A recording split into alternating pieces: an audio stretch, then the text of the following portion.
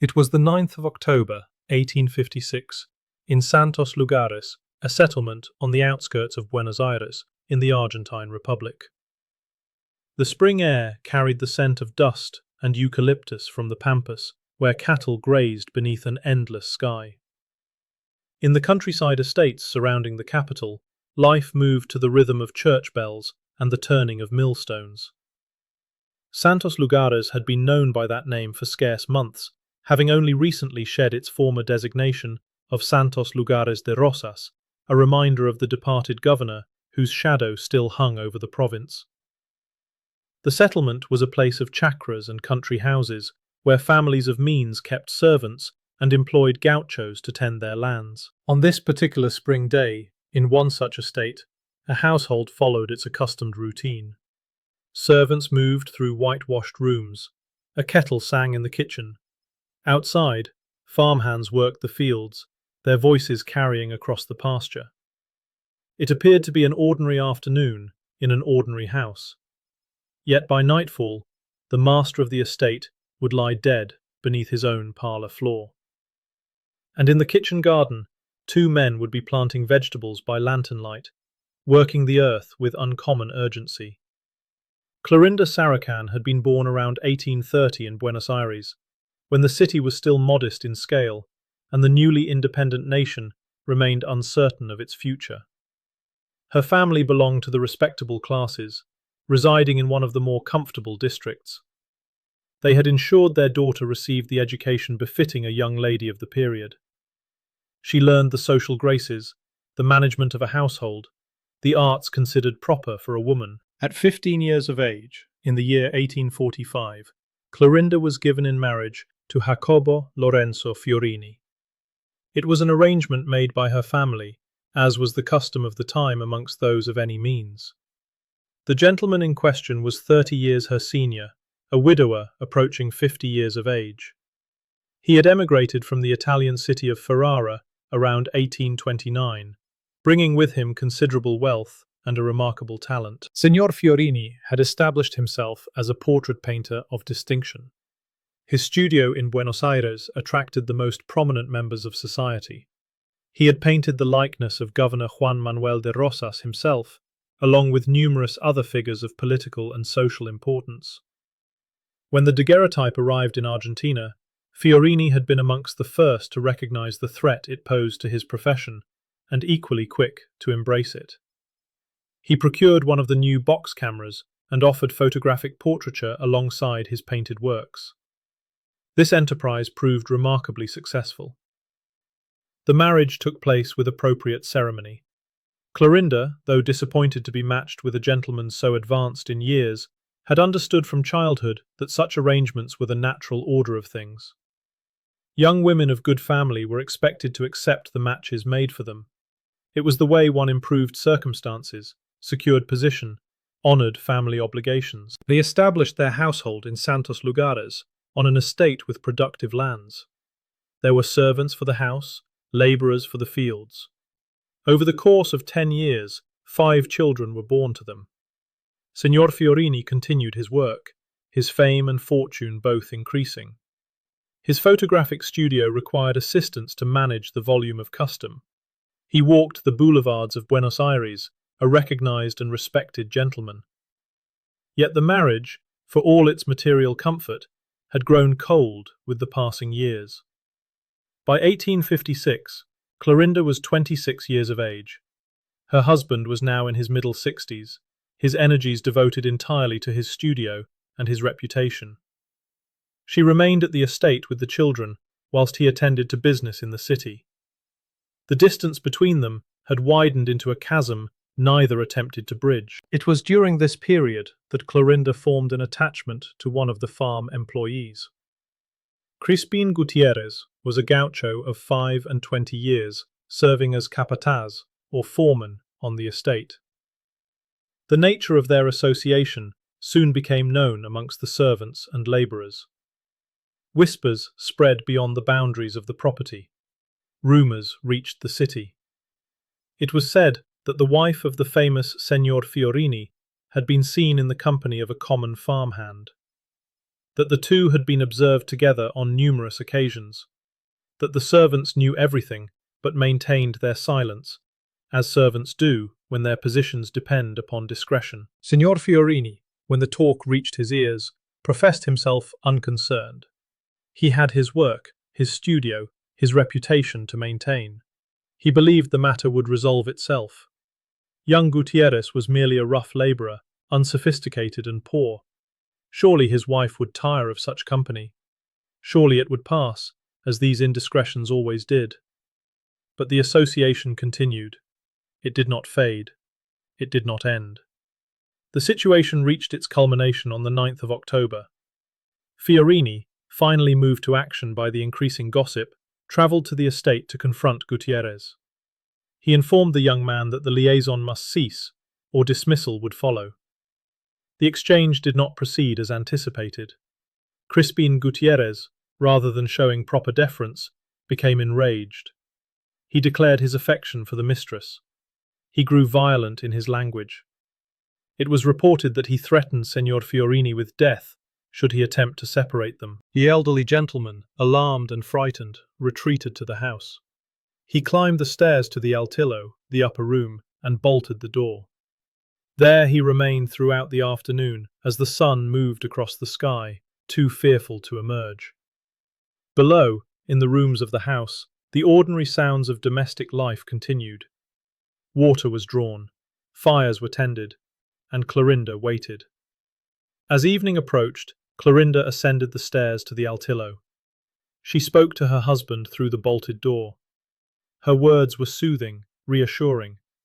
She informed him that Crispin Gutierrez had departed, that he had agreed to leave the estate entirely, to seek employment elsewhere in the city, that there was nothing to fear, that he should come down, that she would prepare supper. The elderly gentleman, comforted by these assurances, unbolted the door and descended the stairs.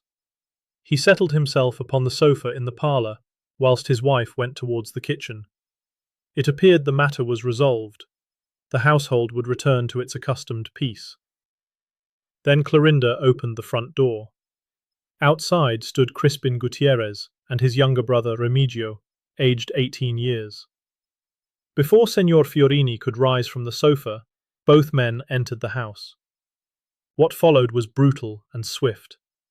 They attacked him with wooden sticks, striking repeatedly. A clay maceta, a flower pot, was brought down upon his head with sufficient force to fracture the skull. The assault continued until a pistol shot rang out through the house. Jacopo Lorenzo Fiorini, portrait painter and photographer, died in his own parlour, whilst his wife observed. Throughout the attack, she made no attempt to summon help, to cry out, to intervene. The body lay amongst the wreckage, blood upon the furniture and walls, fragments of the broken pot scattered across the floor. The household had witnessed murder. Yet rather than raising an alarm, Clorinda gave orders to the servants. 2 maids were instructed to clean the parlour, to remove all traces of what had occurred. Whilst the frightened women scrubbed and mopped, Crispin and Remigio Gutierrez carried the corpse to the kitchen garden at the rear of the house. There, by whatever light remained, they excavated a grave. The body of Signor Fiorini was interred in the earth of his own property. To disguise the freshly turned soil, the brothers planted young cauliflowers above the burial site. By dawn on the 10th of October, the garden appeared undisturbed. Life on the estate resumed as though nothing untoward had occurred. For a fortnight, no alarm was raised. Clorinda, Crispin, and Remigio went about their daily business with apparent unconcern. The absence of Signor Fiorini from his studio soon attracted notice. 2 weeks passed without his appearance. His friends and business associates grew concerned. A gentleman of such prominence did not simply vanish without explanation. They travelled to the estate in Santos Lugares to make inquiries of his wife. Clorinda received them with notable indifference. She professed ignorance of her husband's whereabouts. He was a man of business, she suggested. Perhaps he had travelled to fulfill a commission. Perhaps a wealthy family in another province had engaged his services. She seemed remarkably untroubled by his disappearance. Her visitors found this attitude peculiar. Signor Fiorini would not have departed without informing someone of his destination. He always discussed his plans with his associates. Moreover, his wife showed no distress, no anxiety for his welfare. The matter struck them as deeply suspicious. On the 25th of October, concerned friends contacted the authorities. Commissioner Arnaud visited the estate on several occasions. He questioned Clorinda, questioned the servants, questioned the labourers. All gave the same response. They had not seen the master. They knew nothing of his location. The commissioner noted their evasiveness, their reluctance to speak freely. On the 29th of October, Judge Miguel Navarro Viola arrived at the property, accompanied by a notary, 2 medical officers, and several constables. The magistrate, exercising authority in an era when procedure was not yet formally codified, took decisive action. He ordered the detention of all persons on the estate. The servants, the labourers, the household staff, all were to be held in custody until someone provided truthful testimony. It was Crispin Gutierrez who broke. Believing, in his limited understanding, that confession might secure leniency, he revealed the entirety of the conspiracy. He described the murder in detail, showed the officers where the body lay buried beneath the cauliflower plants. The remains of Jacobo Lorenzo Fiorini were exhumed in the presence of the medical officers. A proper burial was arranged, so that his friends and children might mourn. If you're finding this case as compelling as we are, please take a moment to like this video and subscribe to our channel. It truly helps us continue researching and sharing these forgotten stories from history. We also read every comment, so let us know your thoughts on this case below. Now, let's continue. Clorinda Sarracán was placed under arrest, along with Crispin Gutierrez. One of the domestic servants was also detained. Remigio Gutierrez had fled, but was apprehended 1 month later in the town of Mercedes. All were charged with the willful murder of Jacobo Lorenzo Fiorini. They were remanded to custody to await trial. The case caused considerable sensation in Buenos Aires. A woman of respectable family, the wife of a celebrated artist, accused of conspiring in her husband's death. The newspapers published accounts of the arrest. Society spoke of little else. The trial commenced on the 19th of November, 1856, before Judge Miguel Navarro Viola, the same magistrate who had conducted the investigation. A second session was held on the 21st of November. The courtroom was filled with those eager to witness the proceedings. When Clorinda Sarracán entered the chamber, she looked at no one. Crispin Gutierrez sat nearby, but the two paid each other no acknowledgement. They might have been strangers. The defense of Clorinda Sarracán had been undertaken by a young lawyer of considerable ability named Carlos Tejedor. He would, in later years, become the author of the Argentine Penal Code. In this instance, however, he faced a difficult task.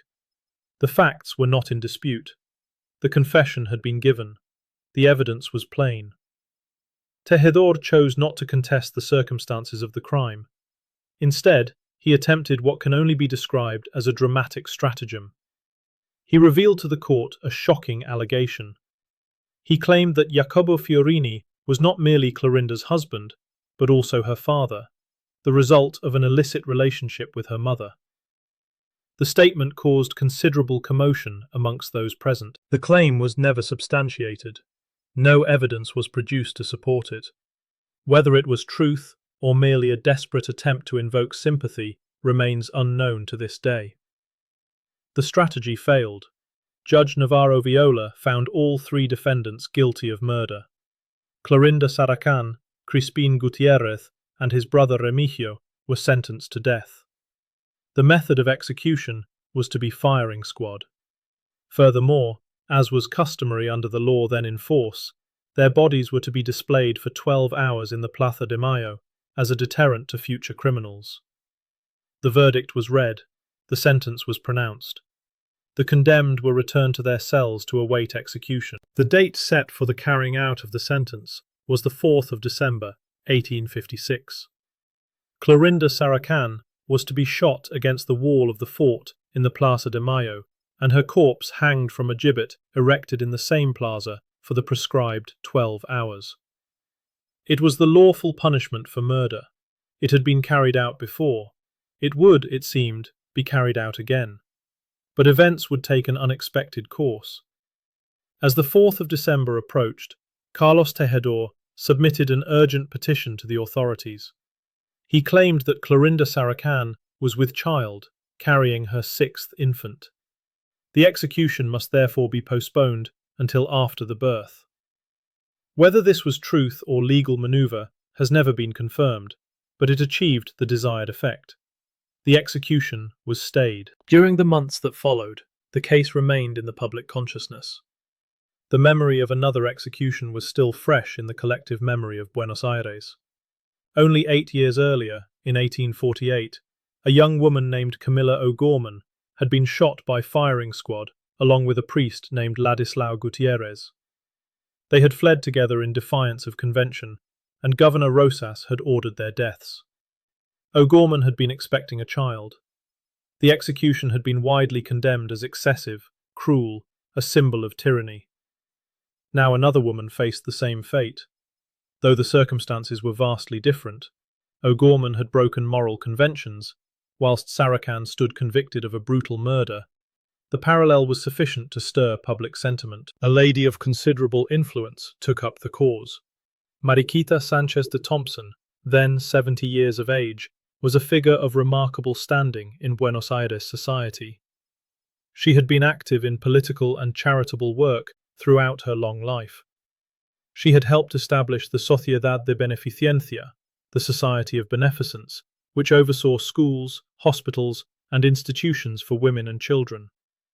Her voice carried weight.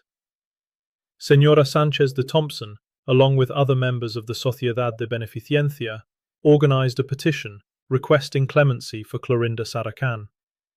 The document gathered 7,000 signatures, a substantial number considering the population of Buenos Aires at that time was approximately 90,000 souls. Nearly 1 person in 13 had signed their name asking for mercy. On the 28th of September, 1857, a law was promulgated permitting the commutation of death sentences. The executions were not carried out. Instead, Clorinda Sarracán, Crispin Gutierrez, and Remigio Gutierrez each received sentences of 10 years imprisonment. Clorinda was confined in a cell at the Comandancia de la Policía. She did not serve the full term.